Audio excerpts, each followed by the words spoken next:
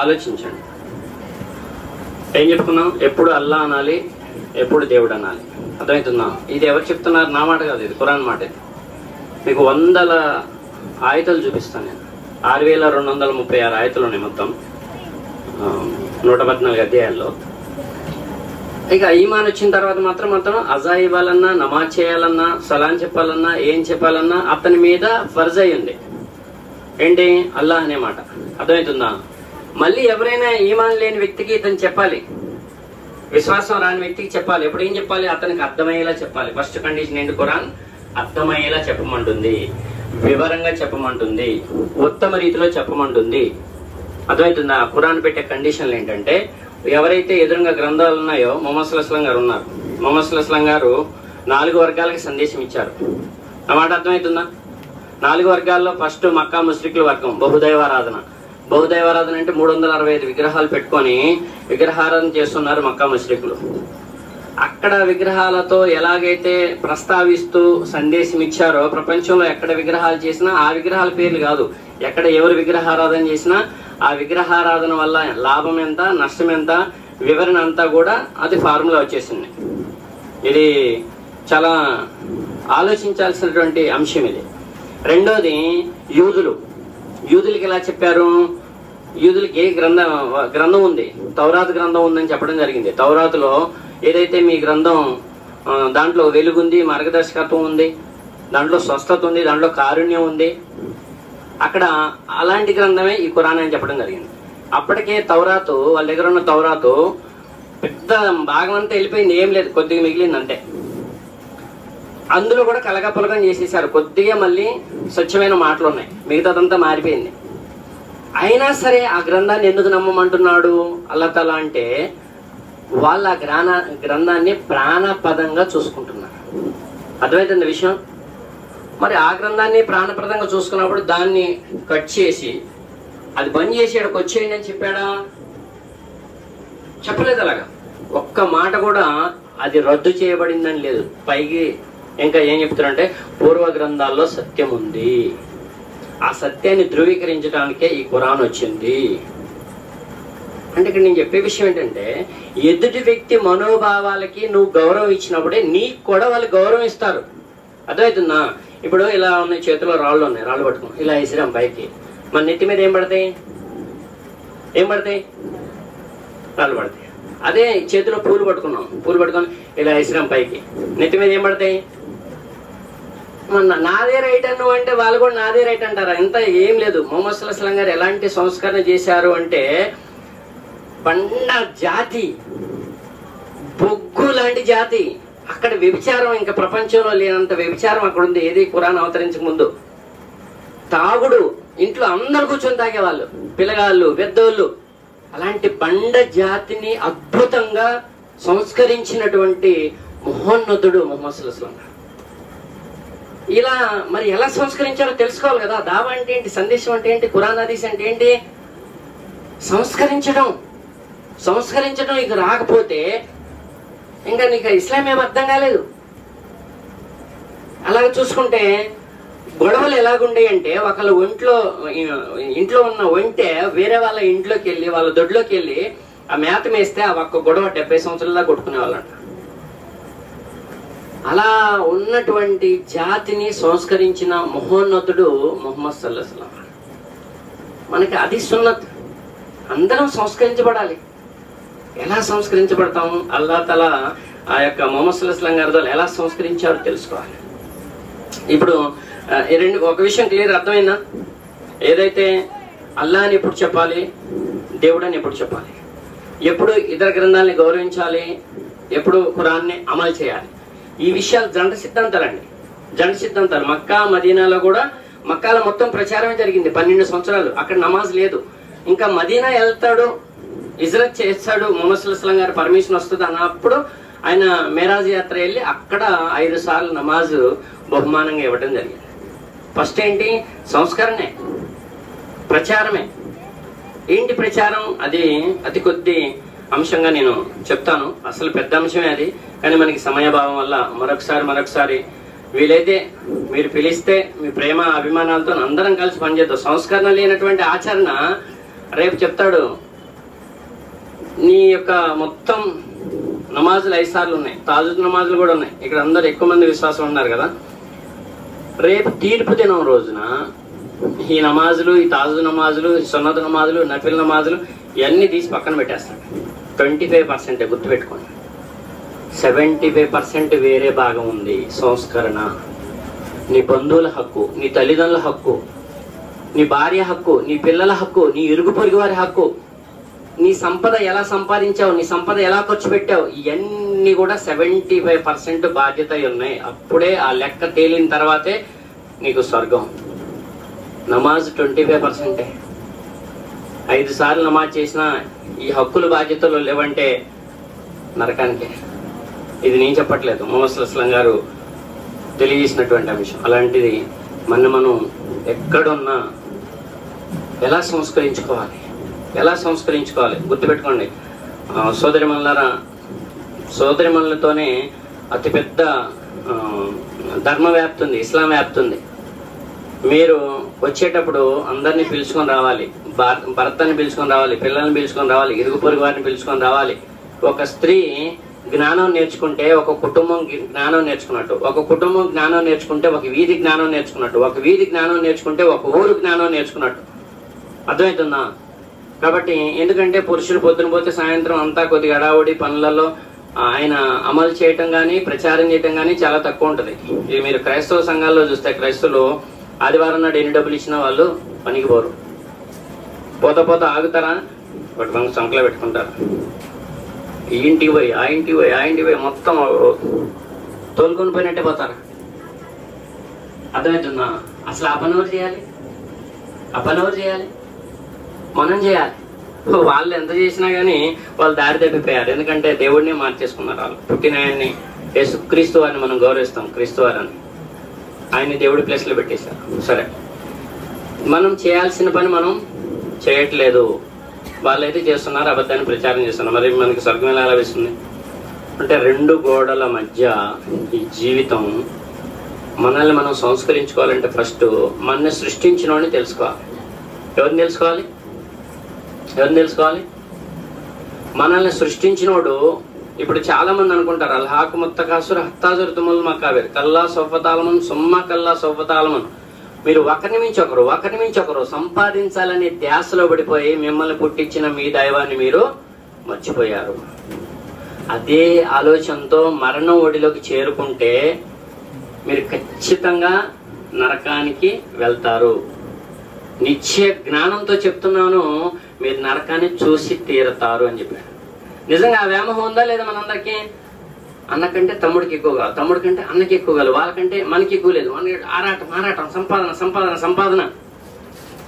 ఎంత బిజీలో అయ్యా 2 అల్లా మాటలేనండి, 2 దేవుడి మాటలేనండి, నాకు తీరికాడుంది. నమాజ్ గ్రాండ్, నాకు తీరికాడుంది, నాకు ఓపికాడుంది. ఇప్పుడే పనికి పోయి ఇచ్చిన కాళ్ళన్నీ గుంజుతున్నాయి, లేదా ఖమ్మం పోవాలి, లేదా చేనికి ఇప్పుడే మందు కొట్ట పోవాలి. ఇలా అంటున్న వీళ్ళకి ఏం చెప్పమంటున్నాడంటే, ఇంకో కొంతమంది ఏమంటారు, వస్తలేప తర్వాత అడిగి వాళ్ళు వెళ్తుంటాడు, నాకు 2 కొడుకులు, నా 3 కొడుకులు, 4 ఎకరాలు ఉంది, సంపాదించిన అంతా చాలు, నాకు ఏది వద్దు, నమాజ్ వద్దు, అల్లా వద్దు, ఏది వద్దు,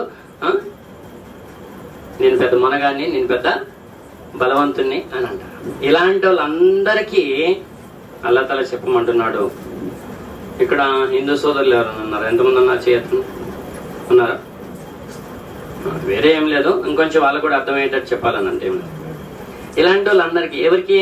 నేను బలవంతుని, నాకు తెలివి ఉంది, నాకు బలం ఉంది, నాకు ధనం ఉంది అని మురిసిపోయే వాళ్ళకి, దేవుణ్ణి మరిచిపోయే వాళ్ళకి, అల్లా తఆలాని మర్చిపోయే వాళ్ళకి, వాళ్ళందరికీ ఒక మాట చెప్పమంటున్నాడు. ఏం చెప్పమంటున్నాడంటే, ఆ మనిషికి, ఆ వ్యక్తికి తన పుట్టుకను గుర్తు చేయండి. తన పుట్టుకను గుర్తు చేయండి. ఏంటి పుట్టుక? పుట్టుక ఒక గోడ, వెనక గోడ 36 స్వరాలని ఉంటుంది. వెనక ఒక గోడ, ముందు ఒక గోడ. వెనక గోడ అంటే మరణం అండి, సారీ పుట్టుక. వెనక గోడ అంటే ఏంటి? పుట్టుక. పుట్టక ముందు నువ్వు ఎక్కడున్నావు? పుట్టక ముందు నువ్వు ఎవరు? నీ ఆత్మ ఎక్కడి నుంచి వచ్చింది? నీ శరీరం ఎక్కడి నుంచి వచ్చింది? ఇప్పుడు అందరికీ మీకు ఎన్ని సంవత్సరాలు ఉంది చింతయ్య గారు? 50. 51 సంవత్సరం ముందు మీరు ఎక్కడున్నారు? మీకు ఎన్ని సంవత్సరాలు చెప్పండి, ఎవరో ఒకరు చెప్పండి. కరెక్ట్ చెప్పకపోయినా ఏదో ఒక అంక చెప్పండి. ఎన్ని? 40. 41 సంవత్సరం పూర్వం వెనక ఎక్కడున్నారు మీరు? మీరు కానీ నేను కానీ మన వయసుకి 1 సంవత్సరం ముందు లేము. మరి ఎవరు సృష్టించారు మనని? ఎవరు సృష్టించారు? ఎలా సృష్టించారు? పుట్టుకను గుర్తు చేసుకోండి. వాళ్ళ పుట్టుకను వాళ్ళకి గుర్తు చేయండి అంటున్నాడు. నీ శరీరం ఎక్కడుందో తెలియదు, నీ ఆత్మ ఎక్కడుందో తెలియదు, నా శరీరం ఎక్కడుందో తెలియదు, నా ఆత్మ ఎక్కడుందో తెలియదు. అలాంటి మనల్ని తండ్రి యొక్క వెన్నెముక నుంచి పుట్టించి తల్లి గర్భంలో నీటి బిందువుగా చేర్చి సుందరమైనటువంటి శిశువుగా మార్చిన వాడిని మీరు కాదంటున్నారు. ప్రపంచంలో 800 కోట్ల మంది జనాభా తల్లుల గర్భాల నుంచేగా బయటకు వచ్చేది పుట్టుకంటే, అవునా కదా? మరి ఇప్పుడు 800 కోట్ల మంది జనాభాకి సృష్టికర్త అయిన దైవం ఒక్కడా, లేకుంటే మారుండాలా? ఇలా మీకు గుడ్ న్యూస్ చెప్తాను. ఇందాక ఇప్పుడు 3వసారి నేను కూర్చోవడం, హిందూ సోదరులు 3 కల్మా చదివాను. చాలా 4:30 అప్పుడు 3:30కి వెళ్ళాను. 4:30 అది షాప్లో ఉంటే ఫోన్ వచ్చింది, నేను వస్తున్నానని చెప్పాను. వాళ్ళు ఎంత పులకించిపోయారంటే ఈ విషయాలు వాళ్ళతో ప్రస్తావించాను. ఇప్పుడు ఏదైతే మీతో ప్రస్తావించబోతున్నాను, పుట్టక ముందు ఏం జరిగింది, పుట్టిన తర్వాత ఏం జరిగింది, ఇప్పుడు పుట్టాము అర్థమవుతుందా? తల్లి గర్భంలో తయారైన చిన్ని కాళ్ళు, చిన్ని చేతులు, చిన్ని తల, లోపల వచ్చేసి మెదడులో నరాలు. ఎలా తయారు చేశాడో తెలుసా? ఎలా తయారు చేసాడో తెలుసా? ఒకసారి అందరు కూడా కళ్ళు మూసుకుంటే ఏమైనా కానొస్తుందా? కళ్ళు మూసుకుంటే ఇప్పుడు కరెంటు పోయినా కానీ ఏమైనా కానొస్తుందా? కళ్ళు మూసుకుంటే ఒక రెప్పే ఇది, ఒక రెప్ప మూస్తేనే ఏం కానరాని చీకటే. అన్నది ఏంటంటే ఆడ సెల్ ఉంది, ఏముంది, ఏం అర్థం కాదు. అలాంటి ఒక రెప్పంత పల్చటి పొర కళ్ళ కట్టం వస్తేనే ఏం కానరాని మనకి సృష్టికర్త అయిన దైవం అల్లా సుబ్హానహు వ తఆలా మన ఎలా తయారు చేసింటే తల్లి గర్భంలో 3 పొరల చాటున, గర్భపొర, చర్మ పొర, ఇంకొక పొర మాయ, ఇలాగా 3 పొరల చాటున కట్టెక్కి చీకటి. ఎలా ఉందండి?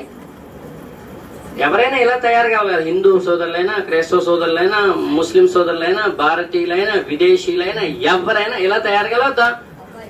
కట్టికి చీకట్లో. జాగ్రత్తగానండి, ఎక్కువసేపు మాట్లాడాను నేను, కొంచెం వివరణ ఇద్దామనే ఆలోచన. కట్టికి చీకట్లో తయారు చేశాడు. కళ్ళు ఎలా ఉండాలి, చేతులు ఎలా ఉండాలి, చెవులు ఎలా ఉండాలి, చెవు లోపల కర్ణబేరు ఎలా ఉండాలి, మెదడు ఎలా ఉండాలి, ఆ చిన్ని మెదడులో రక్తనాళాలు ఎలా ఉండాలి, అర్థమవుతుందా? ఆ రక్తనాళాలు ఎక్కడన్నా అంత చిన్న తేడా వచ్చినా గానీ, మెదడులో రక్తనాళాల్లో ఏమైనా తేడా వచ్చి ఒక గడ్డ కట్టింది అనుకో, లోపల పుట్టిన పిల్లగాడు బెత్తర చూస్తుంటాడు.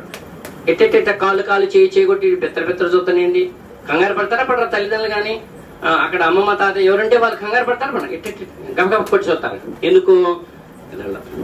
కొంచెం కూడా ఇంట్రుక వాసంతా కూడా నీ మెదడులో నరాల్లో తేడా లేకుండా, నీ గుండెలో నరాల్లో తేడా లేకుండా సృష్టించిన ఆ మహోన్నత శక్తి ఎవరికి ఉందో నీ బుర్రతో ఆలోచించవా? నిన్ను ఆయనే, నన్ను ఆయనే సృష్టించింది. ఆయన్నే తెలుగులో చెప్తే సృష్టికర్త అయిన దైవం, దేవుడు, భగవంతుడు అంటారు. ఆయన అరబ్బీలో చెప్తే అల్లా అంటారు. అర్థమవుతుందా? అర్థమైంది? అలా వివరించి చెప్పాలి వాళ్ళకి. అల్లా అంటున్నాడు ఖురాన్లో. చాలా మందికట అసలు అల్లా ఎవరో తెలియదు, అంటే దేవుడు ఎవరో తెలియదు. తెలియక వాళ్ళు బహుదైవారాధన చేస్తున్నారు. 2వ పాయింట్, అక్కడ నుంచి సరే శిశువు తయారయ్యాడు, కాళ్ళు, చేతులు, మెదడు, కళ్ళు అన్నీ తయారైనాయి. పుట్టుక ద్వారా భూమి మీదకి వచ్చాడు. భూమి మీదకి వచ్చిన తర్వాత చూడండి, మళ్ళీ భూమి మీద పంచభూతాలు, భూమి, ఆకాశం, నీరు, నిప్పు, గాలి. ఏమన్నా లేకపోతే నువ్వు ఉన్నావా, నేనున్నాను? ఉన్నావా? పేలవాలి గాలి. గాలి లేకపోతే ఎవరైనా బతుకుతారా? అర్థమవుతుందా? సూర్యరశ్మి లేకపోతే, సూర్యుడు లేకపోతే సృష్టి లేదు. అర్థమైందా? భూమి లేకపోతే సృష్టి లేదు. ఇలా చూసి గాలి లేకపోతే ఏ జీవి లేదు, చెట్లు కూడా లేవు. ఇలాగ పంచభూతాలని వశం చేశాడు. పుట్టగానే 5 నిమిషాల లోపల గాలి పీలవాలి. నా మాట జాగ్రత్తగా ఆలకించండి. గాలి పీలవాలి. పీలవకపోతే ఏమవుతాడు? 5-10 నిమిషాల లోపల గాలి పీలవకపోతే ఏమైపోతాడు? పోతాడు. తర్వాత 1 గంట 2 గంటల లోపు తల్లి ఏం చేయాలి? తీసుకొని తల్లి ఏం చేయాలి? పాలు పట్టియాలి. 1 రోజు పాలు తాగలే, 2 రోజులు పాలు తాగలే, 3 రోజులు పాలు తాగలే. లేదా చిన్న పిల్లగాడు కట్టు వదిలేస్తాం. పెద్ద అయినా బలంగా ఉన్నాం, నేను బలవంతుని, నాకు అంత బలం ఉంది, ఎంత బలం ఉంది అంటున్నాం. పొద్దుపూట అన్నం తినలే, టిఫిన్ కూడా చేయలే. మధ్యాహ్నం అన్నం తినలే, టిఫిన్ కూడా చేయలే. సాయంత్రం అన్నం తినలే, టిఫిన్ కూడా చేయలే. నీరసం వస్తుందా రాదా? వస్తుందా రాదా? మనం ఎలాంటి మాటలు తెలుసుకుంటున్నామంటే మీకు అర్థమయ్యి మీరు వేరే వాళ్ళకి చెప్తే దాదాపుగా మీ పుణ్యాలు మీకు వస్తాయి, వాళ్ళకు కూడా అల్లా ఎవరో అర్థమైపోద్ది, ఈమాన్లోకి వచ్చేస్తారు ఇన్షాల్లా. అదే ఈమాన్లోకి తెచ్చే పని అల్లా పని, కానీ అంత వివరంగా, అంత జ్ఞానవంతంగా, అంత ఉన్నతంగా చెప్పే పని మీది నాది. అర్థమవుతుందా? అలా కాకుండా నా దేవుడు గొప్ప, నా దేవుడు గొప్ప, నీ దేవుడు నీకు గొప్ప అయితే నాకేంటే అంటాడు. అర్థమవుతుందా? అంటే అలాగా వయసులో ఉన్నాడు, ఒక రోజల్లా నెల ఏమవుతుంది? హుషారవుతుంది కదా, ఏమవుతుంది? నీరసం వస్తుంది. తెల్లారి కూడా తినలే, లేస్తాడా బెట్టి మీద నుంచి? లేస్తాడా? ఒక్కరోజు అన్నం తినలే, 2 రోజులు అన్నం తినలే, 3వ రోజు కూడా తినలే. పరిస్థితి ఏంటి? 3 రోజులు అన్నం తినకపోతే మనసు మించలే పని చేసే పరిస్థితులు ఆకలి ఆకలి ఆకలి అంటాడు. నేను అక్కడ మన రాజమండ్రిలో పేపర్లో వచ్చింది, వారం రోజుల నుంచి అన్నం లేదట, ఏం తినలేదట. ఒక పిల్లోడే 20-22 సంవత్సరాలు ఉంటే ఒక చచ్చిపోయిన పిల్లిని ఎవరో పడేస్తే పిల్లిని మీకొని తింటున్నాడు. ఇది స్వయంగా పేపర్లో వచ్చింది, నేనే చదివాను. అక్కడ వాళ్ళు పిచ్చోడు అనుకొని కంప్లైంట్ ఇస్తే పోలీసు వాళ్ళు వచ్చి చూస్తే వారం రోజులు అన్నం తినకుండా నేను ఉన్నాను, ఇంట్లోంచి పారిపోయి వచ్చారట. వాడు ఏడుస్తుంటే వాడిని తీసుకుపోయి హాస్పిటల్లో చూపించి అన్నం పెట్టి వాళ్ళ ఇంటికి పంపించారు. అదే మన పరిస్థితి. 3 రోజులు నీళ్ళు తాకుండా ఎన్ని రోజులు ఉంటారండి? ఎందుకు అడుగుతున్నాను ఇప్పుడు మీకు అర్థమైతే. నీళ్ళు తాకుండా ఎన్ని రోజులు ఉంటారు? అర్థమవుతుందా? ఇంజిన్ ఇది ఏం లేదు, ఆయిల్ ఇంజిన్ లో నుంచి నీళ్ళు ఇటు నుంచి వచ్చి అటు పోయిపోతే ఇంజిన్ ఆగిపోతే ఏడొచ్చి పగిలిపోతుంది మొత్తం. ఆయిల్ ఇంజిన్ ఎప్పుడైనా వేసిన వాళ్ళకి ఐడియా ఉంటుంది. ఇది కూడా ఇంజనే. దీంట్లో నీళ్ళు 3 రోజులు పోలేదనుకో ఏమైతుంది? ఎక్కడికెక్కడ పొగుళ్ళు వస్తాయి, మొత్తం వేడి వచ్చి పొగుళ్ళు వస్తాయి, చచ్చిపోతాం 3 రోజులు మించి దాకా. గాలి వీలకుండా ఎంతసేపు ఉంటాం? పెద్దోళ్ళైనా బలం ఉంది, పెద్దోళ్ళమైనా మంచి కండలు ఉన్నాయి, బలం ఉంది, గాలి వీలకుండా ఎంతసేపు ఉంటాం? ఎంతసేపు ఉంటాం? పావు గంట. ఎవరైనా ఉంటారా? ట్రై చేస్తారా? పావు గంట గాలి పీలకపోతే చచ్చిపోతాం, 3 రోజులు నీళ్ళు లేకపోతే చచ్చిపోతాం, ఒక 4-5 రోజులు అన్నం తినకపోతే అసలు మనం ఏమి చేయలేము. ఎంత బలహీనుడైన ఈ మనిషికి భూలోకం, భూమి నీ కోసం, ఆకాశం నీ కోసం, సూర్యుడి కోసం, చంద్రుడి కోసం, సముద్రాల నీ కోసం, భూమి లోపల ఉంది నీ కోసం, ఇదంతా తయారు చేసి నిన్ను ఎలా తయారు చేశానో తెలుసా? 3 రోజుల మించి నీళ్ళు లేకపోతే అవుట్, పావు గంట గాలి లేకపోతే అవుట్. కానీ తల్లి గర్భంలో జాగ్రత్తగానండి మాట, తల్లి గర్భంలో తల్లి యొక్క బొడ్డుకి శిశువు యొక్క బొడ్డుకి కనెక్షన్ ఇచ్చి నీ నోరు బంద్ చేసి 4వ నెల ప్రాణం వస్తుంది సుమారుగా. 4వ నెల కాడి నుంచి 5వ నెల, 6వ నెల, 7వ నెల, 8వ నెల, 9వ నెల లేదా 10వ నెల బయటకు. అంటే 4-5 నెలలు నీకు నోట్లో నుంచి ఆహారం పోకుండా నిన్ను ప్రాణంతో నిలపగల శక్తిమంతుడే నీ దేవుడు, నా దేవుడు. ఎవరి వల్ల అయితే అండి? ఎవరి వల్ల అయితే? దేవుడు అంటే ఆశమేష అనుకుంటున్నారా? ఆడికి పోతే ఆడికి పోయి ఎవరికి పడితే వాళ్ళకి దైవత్వం ఆపాదించేసి దేవుడు అని అంటే అయిపోతారా? నిన్ను ఎలా సృష్టించారు, నీ మెదడేంటి, నీ జ్ఞానం ఏంటి, నీ సంపద ఏంటి ఆలోచించి ఒకసారి. అక్కడ నువ్వు 5 నెలలు అన్నం తినలే కానీ బ్రతికే ఉన్నావు. పోనీ బలహీనంగా ఉన్నావా? లేదు. నెల నెల ఎంత పిండం పెరగాలో పెరుగుతుంది, స్కాన్ చేస్తున్నారు, డాక్టర్ గారు చెప్తున్నారు. పర్వాలేదు, బానే ఉన్నాడు అబ్బాయి, బానే ఉంది అమ్మాయి. అర్థమవుతుందా? ముక్కుతో గాలి పీల్చావా? పిలవలే. నోటితో నీళ్ళు తాగావా? ఆ గర్భలోకంలోనే అలా ఉంటే మరి పరలోకం ఇంకెలా ఉండాలి? పరలోకం ఎలా ఉండాలి? అర్థమవుతుందా? 4-5 నెలలు నీ ముక్కుతో గాలి పిలవకపోయినా బ్రతుకున్నావు, ఇది అల్లా యొక్క శక్తి. 4-5 నెలలు నీ నోటితో నీళ్ళు తాగపోయినా ప్రాణంతో ఉన్నావు, పెరుగుతూ ఉన్నావు, ఇది అల్లా యొక్క శక్తి. అన్నం తినలేదు, పెరుగుతూ ఉన్నావు, అల్లా యొక్క శక్తి. ఆ దైవం యొక్క శక్తిని ఎవరు కాదంటారండి? ఎవరు కాదంటారు? పుట్టుక వెనక గోడ ఇది. అర్థమవుతుందా? భూమి మీదకి వచ్చాం, భూమి మీదకి వచ్చిన తర్వాత బంధాలు ఆయనే ఇచ్చాడు, బలం ఆయనే ఇచ్చాడు, హైట్ ఆయనే ఇచ్చాడు, భూమి ఆకాశాల మధ్యలో జీవితం ఆయుష్ కూడా ఆయనే ఇచ్చాడు. ఆయుష్ ఇచ్చాడు, ధనం ఇచ్చాడు, సంపద, ఇంకేంటి బంధాలు ఇచ్చాడు, గౌరవం మనకి ఆయనే ఇచ్చాడు. ఇదంతా ఇచ్చిన తర్వాత మరణం ఇచ్చేదెవరు? ముందు ఒక గోడ, వెనక గోడ గురించి అయిపోయింది, ముందు గోడ గురించి తెలుసుకున్నాం. అర్థమవుతుందా? ముందు గోడ ఏంటండి? అయిపోయింది. ముందు గోడ గురించి తెలుసుకుంటే మనం ఇక భోజనం చేసేద్దాం ఇన్షాల్లా. ముందు గోడ ఏంటండి? ముందు గోడ అనేది మరణం. మరణం, చావు. ఎవరైనా చావు రుచి చూడాల్సిందే. మరి మరణ సమయం ఆసన్నమైంది, జాగ్రత్తగానండి. ఇక్కడ నీకన్నీ కూడా అల్లా ఇచ్చినయే. నీ జ్ఞానం, నీ యొక్క శరీరం, నీ శరీరంలో కాళ్ళు చేతులు, నీ సంపద, నీ బంధం అన్నీ అల్లాయే ఒక్కొక్కటి ఇచ్చాడు. మరణం ద్వారా టపిక్ మన అన్నీ దిగిపోతాయి. దోత వస్తుంది, దోత వచ్చిన తర్వాత జాగ్రత్త, అల్లాహకుమతో సంపద కావాలి మనకి. సంపద ఏంటికి పనికి వస్తుందో ఇప్పుడు తెలుసుకుందరు. కానీ దోతను పంపించాడు, పలానా కాసిం గారు, పలానా రేమద్దీన్ సారు, పలానా ఎవరు ఆయుష్ అయిపోయింది, ప్రాణం అయిపోయింది, అతని యొక్క ప్రాణాన్ని పట్టుకురండి. ఇందాక మౌలాలి గారు చెప్పినట్టుగా అతని యొక్క ప్రాణం, ఆయన యొక్క ఆత్మను పట్టుకురండి పంపిస్తాడు. ఆ దోత వస్తుంది. ముందుగా మనం తినాల్సిన ఆహారం ఇంకేమన్నా బాకీ ఉందా చూస్తుంది. అయిపోయింది, అన్నం తినలేరు వాళ్ళు. ఒక్క ముద్ద కాదు, ఒక మెతుకు కూడా ఎవరు తినిపిలేరు. అర్థమవుతుందా? రెండోది, అన్నం అయిపోయింది, నీళ్లు పోతే తాగుతున్నాడు. మనం అనుకుంటాం అక్కడ మనవరాలు ఇంకా రాలేదు, చిన్న కూతురు మీద గుంజుతుంది, చిన్న కొడుకు మీద గుంజుతుంది, చిన్న మనవడి మీద గుంజుతుంది అనుకుంటాం. అది కూడా ఏం లేదు. నీళ్లు బాకీ ఉంది కాబట్టి నీళ్లు తాగుతుంది, అన్నం తింటలా, మెతుకు కూడా లోపలికి పాటలా. ఆ తర్వాత నీళ్లు కూడా అయిపోయినాయి, నీళ్లు పోతే కూడా ఎల్లగక్కుతున్నారు. ఇటు నుంచి వస్తాను, ఇటు పోతున్నారు, ఇటు తిరిగి వస్తున్నాయి. గొట్టక్క కాదు కదా, చొక్క కూడా చాపించే శక్తి ఎవరికి ఏ శక్తి లేదు. ఏ డాక్టర్కి లేదు. ఉందా? డాక్టర్లకు ఉందా? డాక్టర్లకి లేదు. ఏ శక్తికి లేదు. మీరు అనుకుంటున్నారే, ఇందాక చెప్పాను, అక్కయ్య చెప్పినట్టుగా ఏ శక్తి లేదు. భూమి ఆకాశాలని, ప్రతి వస్తువుని, మీ కంటిని, మీ వంటిని, మీ మొత్తాన్ని, నన్నుతో సహా దైవం యొక్క అల్లా యొక్క శక్తి ఆవరించి ఉంది. ఇదంతా మీకు ఉపయోగపడుతూ ఉంది. ఆయన ఆర్డర్ వేసే వరకే ఇదంతా అయిపోయింది. నీళ్లు కూడా పోటల్లా, గాలి ఒకటి బాకీ ఉంది. ఏముంది బాకీ? గాలి ఒకటి బాకీ. గాలి ఇక్కడ ముక్కుకాడు ఎలివేట్ చూస్తాం. ముక్కాడు ఎలివేట్ చూస్తే ఉంది. నీళ్ళు బాటల్లా, అన్నం బాటల్లా. ఏం బాకీ ఉంది? ఏం బాకీ ఉంది? బోరు కొడుతుందా? పనులా బాగా బిజీగా, నాట్లా బోరు కొడుతుందా? అయిపోయింది.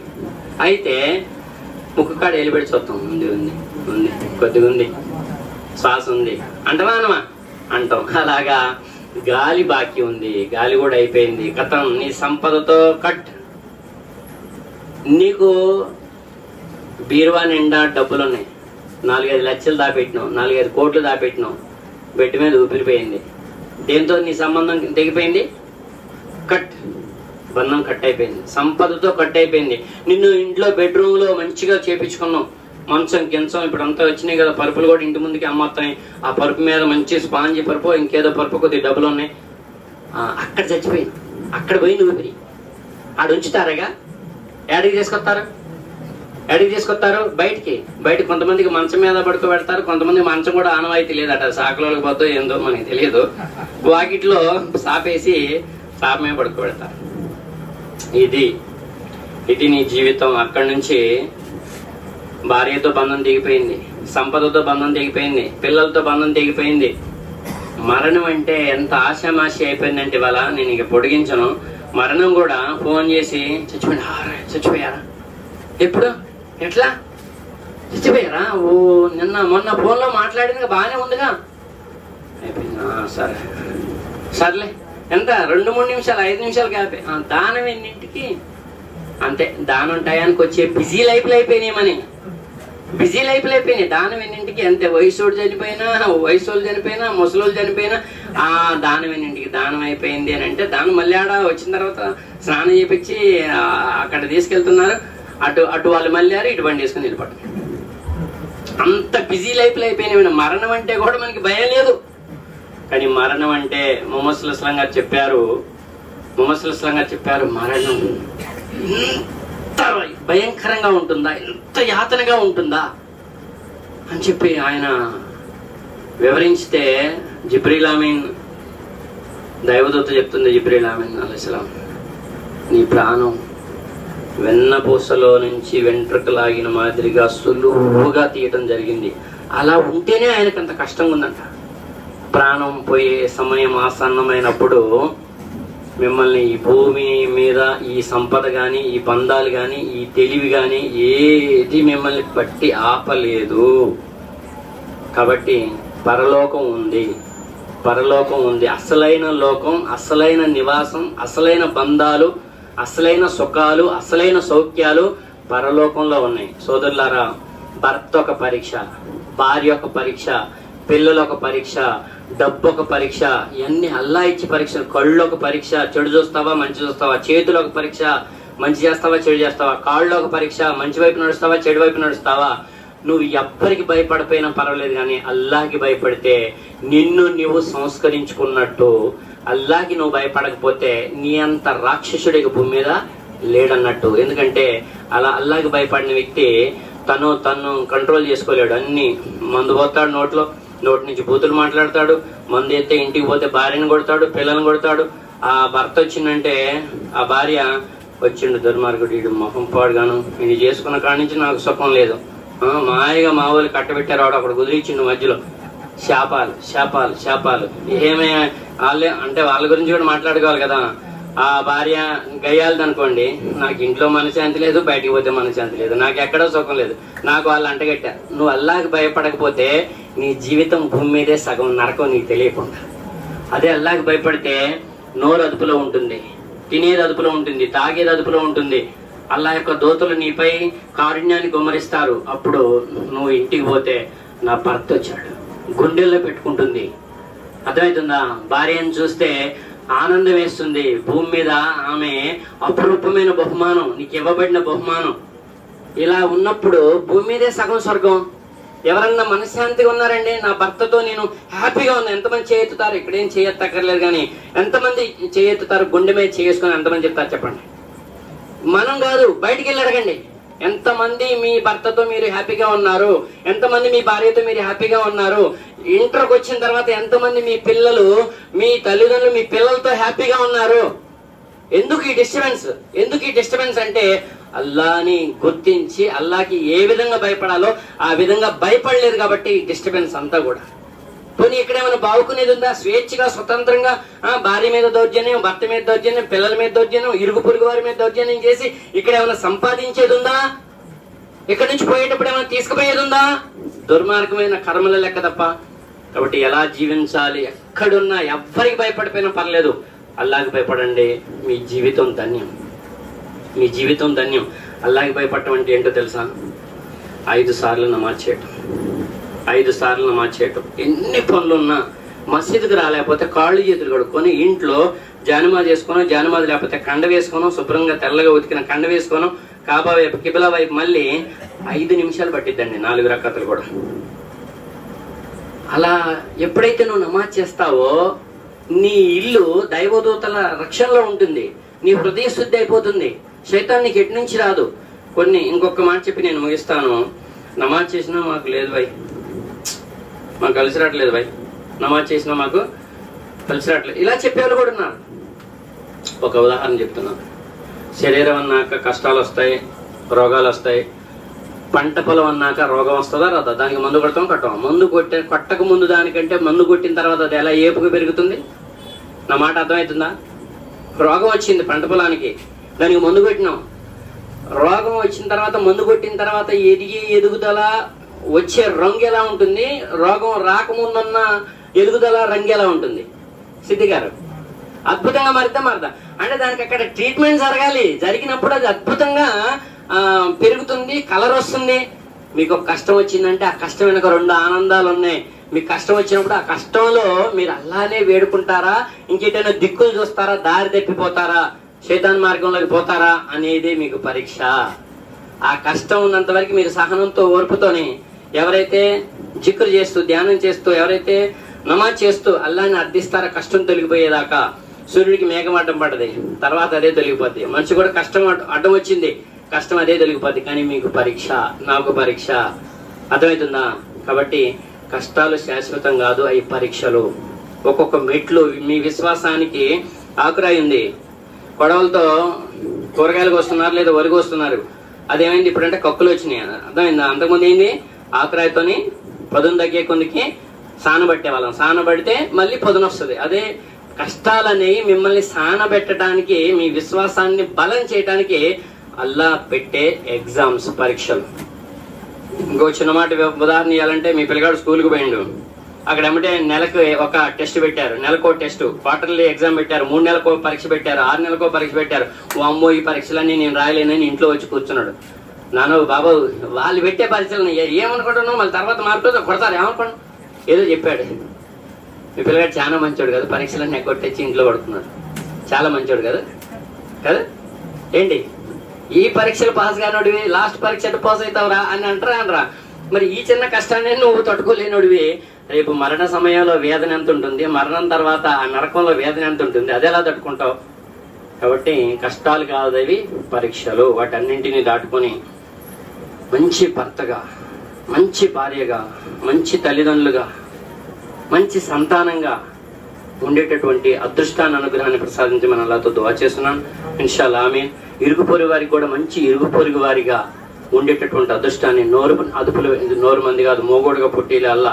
నోరు ఇచ్చింది ఎవరి మీద పడితే వాళ్ళ మీద నోరు పారేసుకోవటం కాదు, నోరుని అదుపులో పెట్టుకున్న అదృష్టాన్ని అల్లాహ్తాలో అనుగ్రహించమని అల్లాహ్తో దుఆ చేస్తున్నాను. అలాగే కళ్ళుని అదుపులో పెట్టి, కళ్ళు చాలా డేంజర్, కళ్ళు చాలా డేంజర్. నీ చూపులు డేంజర్కి వెళ్తున్నాయి అంటే వాటిని దించకపోతే నువ్వు దుర్మార్గుడివి అలా అంటున్నాడు.